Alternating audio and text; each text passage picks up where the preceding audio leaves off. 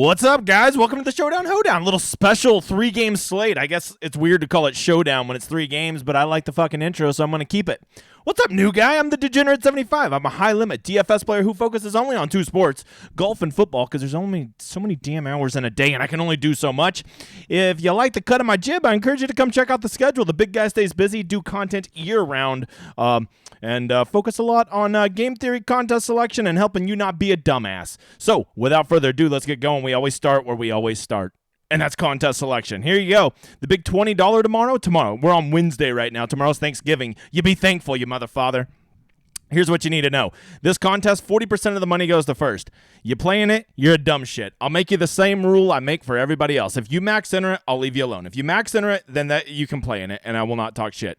But if you want to just go throw your 10 lineups in it, have a little fun on the holiday, be able to check in on your phone while you're at the in-laws because, you don't want to hang out with them, well then, you want to take that $150 and do it?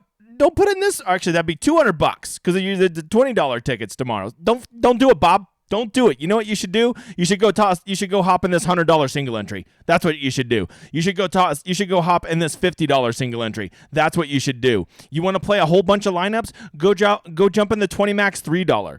Go play in the $12 single entry, the $5 single entry. Shit. Even if you got to play a 150 and you don't want to enter the max, at least go do the $9 because the payout structure is not asshole in it like the Millionaire Maker. So there you go. That is the free first advice. Pick good contests, and that's where it's at. Hey, Sunday, I always do this. The Degenerate 75 League. Free winner. You get a winner. The winner of this league. Costs you nothing to be in it. You don't have to fucking sign up or anything. You just go hop in this. The details are in the description here, and you get a free Millionaire Maker ticket that you'll build with me if you win. Second place, free month on the Discord. So check that out, you motherfather. It takes like no time to get in it. Hey, you can't help but notice the big guy's getting real close to 2,000 subscribers. Help me out because there's no ads on these videos. So at least just give the man a like and a sub. All right, let's get to the 3-game slate. We'll be using Run the Sims, which we always use because I think it's the best tool-assisted site out there.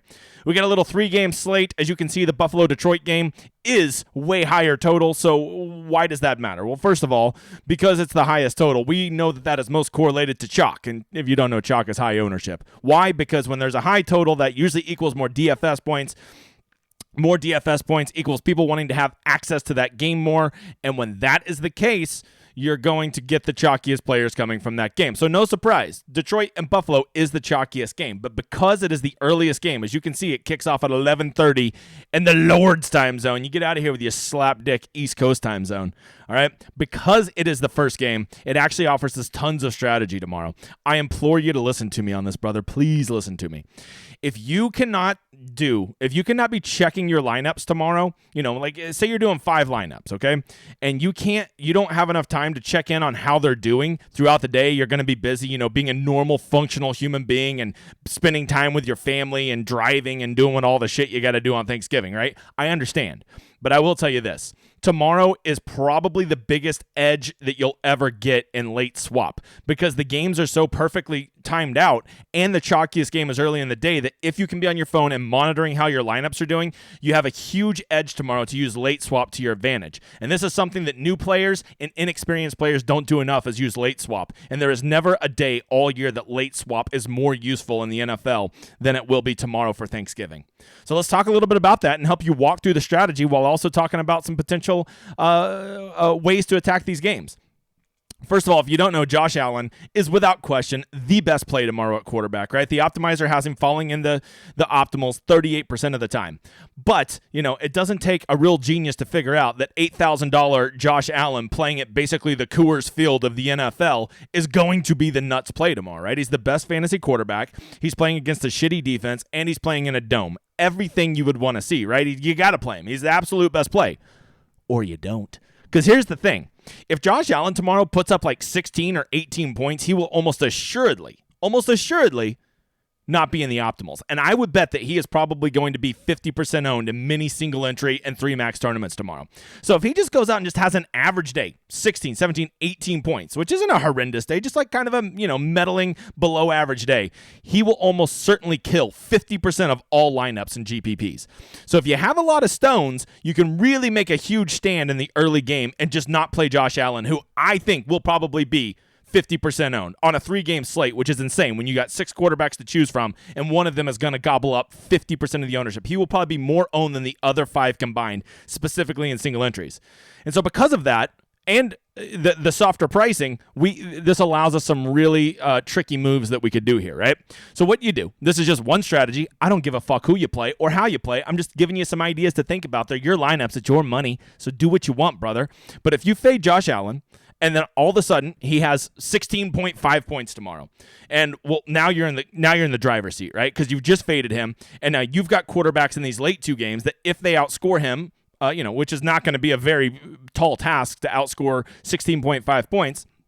Not only will you be getting more points, you'll also be saving more money as Josh Allen is the cheapest quarterback. But more than that is now it allows you to switch to the chalkiest pieces in the later games, right? Because you've already gotten off of that chalk, you can now go switch to Ramondre Stevenson, right? You can now go switch to Saquon Barkley because you can eat that chalk because you avoided the chalk in the first game. And the flip side of this, and this is a very, very real possibility because Josh Allen is the best quarterback in the NFL, especially at fantasy, is that Josh Allen has 32 points in the early game. And if you completely faded him, you're probably going to be fucked. Okay, that is a real possibility, but there is still a chance to save it because of late swap. Now what you do, Josh Allen smashed, 50% of lineups have him, and you're playing catch up the rest of the day. Okay, well, now what you do is you go look at these games and you start looking at where you can pivot to get off chalk and get some high leverage players, right? You go look at maybe a Zeke. You go look at maybe a Michael Gallup. You go look at an Adam Thielen. You go look at a Damian Harris. These guys that offer 20, 25 point upside that you'll almost certainly be able to get at under 10% ownership, right? And because of that, you can help offset that gap and then hope that your quarterback, at least scores on pace with what Josh Allen does. Not as far as total points, but, points per dollar. And when you do that, it really gives you a chance to either have huge leverage on the field by an early Josh Allen fade. And I guess we could probably throw Stephon Diggs in that too. He will probably be the chalkiest wide receiver because if you didn't see, DraftKings made the pricing tomorrow super, super soft. Diggs down to 8,000, Amon-Ra down to 66. These guys are going to be mega chalk tomorrow. So if you fade them or, 2 of them or whatever, and you get away with it, well, now all of a sudden you're very, very live for the rest of the afternoon. If the chalk hits in the early game, well, now you know what you need to do the rest of the day to try to go, still move up the GPP leaderboards, maybe save a min cash or something like that, right? So that is how you use late swap to your advantage tomorrow. We are so lucky that the chalkiest game is early in the day because it offers us the most strategic advantages that we could have. Now, if you play the Josh Allen stack and it goes off, well, good for you. It makes a lot of sense. I would say the Josh Allen stack is the most likely one to go off tomorrow. I'm just saying for people that are playing to win big GPPs, I'm just putting it out there. It is a very viable option to fade Josh Allen. But for those of you who do hit a nice Josh Allen stack, maybe you stack Josh Allen in a way that not everybody else is stacking him, right? Like you go play a Gabe Davis who nobody ever wants to play, right? You go look at his receivers, and you start playing guys that might be Isaiah McKenzie was horrific last week. Nobody's going to want to play him, so you go stack him that way.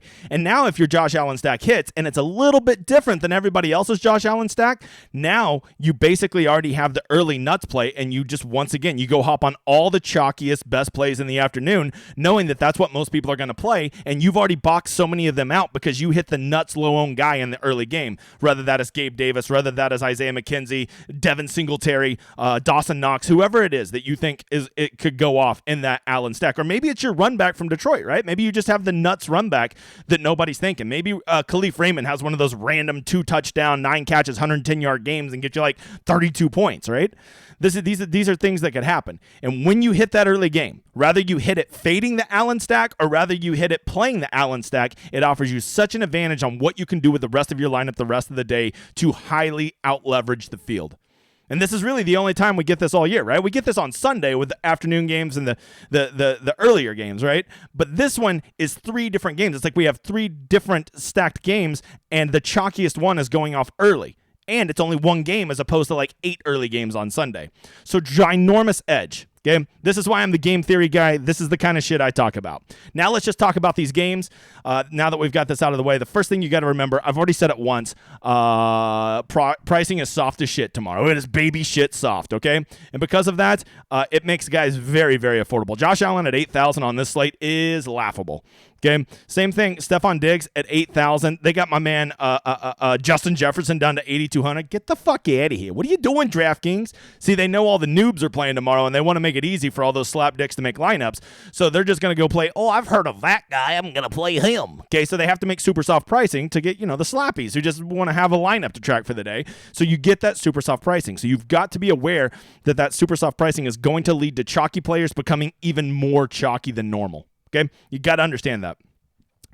So in this first game, you got to, the Bills have just a ginormous total, right? A ginormous total. And because of that, the math would say that you should probably play a lot of Bills. But you have to ask yourself this. At what rate does their optimizer start to get outran by their ownership, right? If I tell you that Josh Allen is 38% to show up on the optimizer, but he's going to be 55% owned, I would say that I would just take that chance that I have almost a 1 in 3 chance that half of the field is going to be dead if Josh Allen, Josh Fields, the old baseball player, if Josh Allen has just an average game over half the field's dead. That is where I want to be. Now, am I telling you to fade Josh Allen? No. I'm saying if you play Josh Allen, he's a great play. Just maybe play him in a way that other people aren't. Think about his stacking options. Consider stacking him with Singletary, Gabe Davis, Knox, people like that, because everybody's going to start Allen Diggs. That's what everybody's going to do. Okay? So, to me, it's a great play to maybe just play Allen or maybe just play Diggs, but never play them together. That's just one way that you could be different right there. Detroit, Jamal Williams is just a touchdown monster. Here's the problem with Detroit. Are they going to be able to keep it close, right? This is one thing you got to worry about is the Buffalo blowout. If Buffalo blows them out, let's say it's 28-3 in the third quarter and Buffalo's calling off the dogs, you're like, well, if they've scored 28, Josh Allen got there. Well, maybe. Or maybe Devin Singletary has 2 touchdowns and James Cook has a touchdown and Josh Allen just has 220 yards and 1 passing touchdown, right? That ain't going to get there, brother. So, because of that, there are scenarios where Josh Allen doesn't get there. And that's all I need is a chance that he won't get there. But if you're going to run Josh Allen, you really need Detroit to push them, right? And so if you're playing a Josh Allen stack, I think you almost certainly have to run it back with at least 1, if not 2 Lions. And the kind of Lions that would have big games that would push Josh Allen are going to be your Amon-Ra St. Brown. And here's the sneakiest one of all. DeAndre Swift. You got to figure at some point they're going to realize, oh, he's the most talented player on our team. We should have him go. He's getting more involved in the pass game. I promise you they've been saving him for this big game.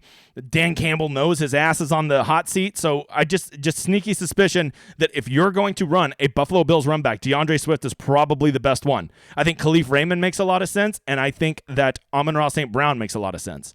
But I also want to put this out there. It is at home in Detroit, and if you want a quarterback that I think is going to be dramatically under-owned tomorrow versus the upside he offers, why not just go look at Jared Goff? Jared Goff has very concentrated usage. You know he's going to be throwing to Amon-Ra. You know he's going to be throwing to Khalif Raymond. You know he's going to be throwing to DeAndre Swift. And he might even be, we're going to have to track DJ Shark's usage or injury, but if he's back, I think he's a very viable option. So maybe Jared Goff's the way that you get into this game and get different than everybody else, right? Just something to consider because everybody's going to want to play this game because of the high total, and I don't blame you. Mathematically, it makes the most sense to get part of this game, but I will tell you, it is going to be highly owned, so maybe you play part of this game, but not in the way that everybody else is. Let's move on to the Giants and the Cowboys. To me, this is the sneaky shootout game of the slate. I feel like everybody wants to play that first game, so maybe this is the game that I just go stack the shit out of. Grab a couple pieces from this early game. Hope they hit. Hope Josh Allen doesn't break the slate by the first game. And now I'm poised to have my preferred shootout game because of I think it's going to be a more competitive environment. Although I will tell you, I saw that the Giants are missing a couple offensive linemen, and they already don't, that's kind of a big part of their team. So because of that, I do worry about the Dallas blowout. You can't help but notice the line's the exact same between these two. But the Cowboys have been super efficient on offense these past couple weeks, and so because of that, it makes them very appealing. I think a Dak Prescott is going to be criminally under-owned tomorrow. A $6,200 Dak Prescott with that big of a team total, and he has some very stackable options with Lamb, Dalton Schultz, Noah Brown, Michael Gallup. Hell, even Pollard seems to be the next Jerry Rice. So I think he's very tricky. Daniel Jones, I have a feeling, is going to be running for his life tomorrow, and that might be a good thing. Maybe there'll be some busted plays where he hits a big one. Maybe he'll have, maybe he'll sneak you 60 rushing yards and a rushing touchdown, and you get those 12 bonus points to go with what he gets at passing. He becomes the nuts. Saquon, he can get game scripted out. Whenever they get behind, he is not near as good. You need the Giants being in this game and it being competitive. So if you're projecting a Dallas blowout, well, then you definitely don't want to be eating an $8,000 Saquon Barkley in your lineup. But if you think the Giants can push it or the Giants are going to be playing from ahead, Saquon's probably the best running back play on the slate as far as upside goes, right?